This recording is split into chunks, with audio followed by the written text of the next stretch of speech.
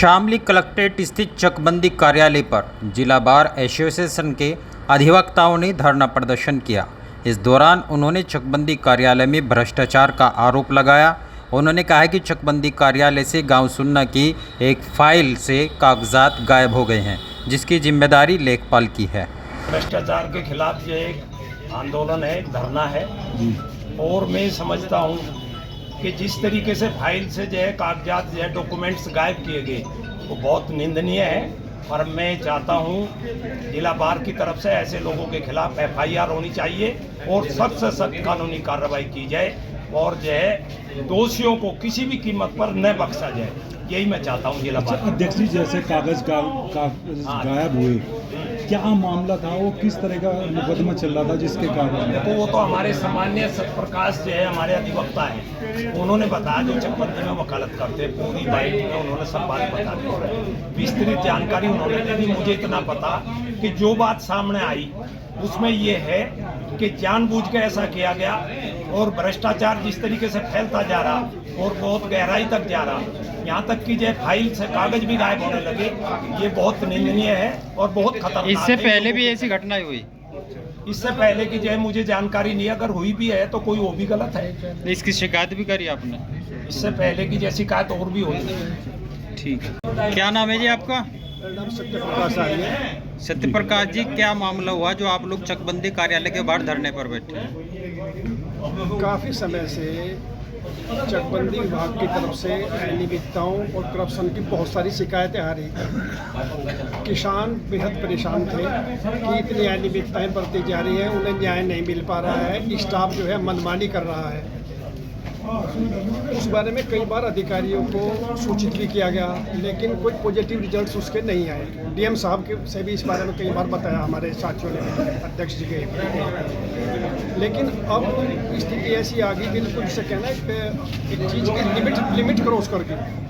अब एक फाइल ऐसी थी ग्राम सुनने की चकों की, उस फाइल में 9 तारीख को बहस हुई। उसमें ऑनरेबल हाई कोर्ट के ऑर्डर्स दाखिल किए गए थे, कुछ एप्लीकेशंस भी दाखिल की थी जिस पर सुनवाई हुई थी। तो जो चकबंदी स्टाफ है उसका नाम भी सामने आ गया है जिस आदमी ने, तो उस जो जितने रेलिवेंट पेपर थे वो उस फाइल से गुम कर दिए, फाइल से हटा दिए और अदालत को उन तथ्यों से अवगत न करा के उन्हें हटाकर कोई उसमें आदेश पारित करा दिया जो आदेश नहीं होना चाहिए था। फिर उसमें कल जानकारी हुई कि फाइल में ऑर्डर हो गया, तो कल वो फाइल हमने देखी। मैं उसमें एक पार्टी का एडवोकेट था, तो उसमें जितने हमारे ऑनरेबल हाई कोर्ट के ऑर्डर्स थे, जो एप्लीकेशन थे, वे सब गायब थे। वे मिली नहीं, उसकी शिकायत DD साहब को की। तो जब उसकी जांच शुरू हुई तो लेखपाल है इस गांव का सुनने का, वो धामा है, उसने वो शाम को पेपर्स लेकर आया कि गलती से मेरी गाड़ी में पड़े रह गए थे, इन पेपर्स को आप फाइल में लगा लो। पेशकार ने वो पेपर्स फाइल में नहीं लगाए, तो जानबूझकर पेपर्स को फाइल से हटा दिया। तो सब वकील लोग जो इकट्ठे हुए कि जब फाइलों से जो डॉक्यूमेंट्स हैं वे गायब हो जाएंगे तो फिर हम पैरवी कैसे कर पाएंगे वादकारियों को।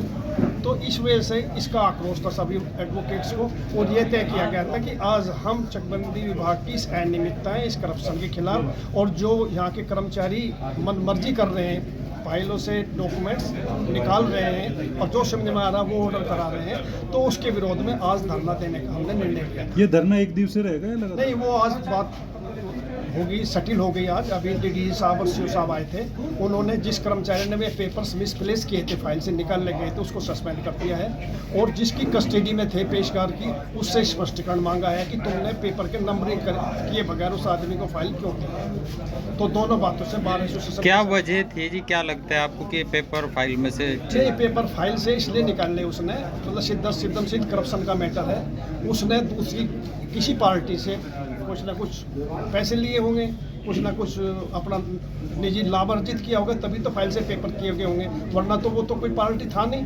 और यो एक बात नहीं है, इस आदमी की, जिस लेखपाल की बात आ रही है, थानों को भी जो भी वहाँ के हैं, हर रोज़ शिकायतें आ रही हैं। उनकी एक और शिकायत आई थी, SOC साहब के पास आई थी, हामिद जी के पास, कि एक किसान से 30,000 रुपये इस आदमी ने पैमास करने के लिए मांगे, 10,000 रुपये एडवांस ले लिए।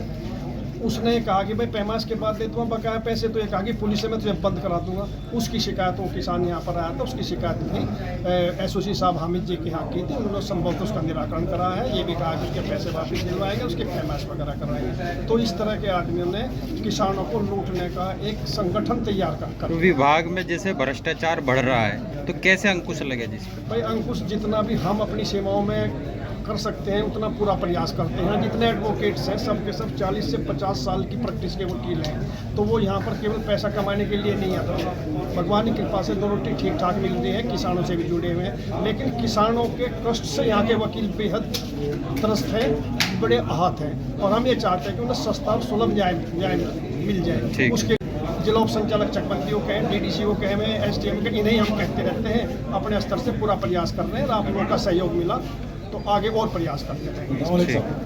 सर, जो आज अधिवक्ताओं का चकबंदी कार्यालय पर धरना प्रदर्शन था, क्या निर्णय निकला सर उसका?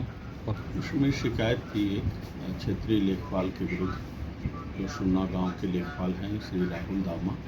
उनके विरुद्ध शिकायत थी कि इन्होंने जो है पत्रावली में से जो माननीय उच्च न्यायालय का आदेश था और कुछ कागजात थे उसको निकाल लिया और उसके बाद आदेश पारित करा के उसको अमल दरामद करा दिया। इस संबंध में जो है जांच अधिकारी सीओ साहब को नामित किया गया है और प्रथम दृष्टया जो है इनको निलंबित कर दिया गया है और वहां पर दूसरे लेखपाल की तैनाती कर दी गई है। सर, भविष्य में ऐसा ना हो इसके लिए क्या कदम उठाएंगे? यही तो मैसेज है, जीरो टॉलरेंस की एक जो वर्तमान सरकार की है कि यदि कोई शिकायत आती है उसमें किसी प्रकार की इस संबंध में भ्रष्टाचार के संबंध में और अनियमितता के संबंध में जीरो टॉलरेंस की नीति है, तो उसी क्रम में जो है ये कार्रवाई। ठीक है सर।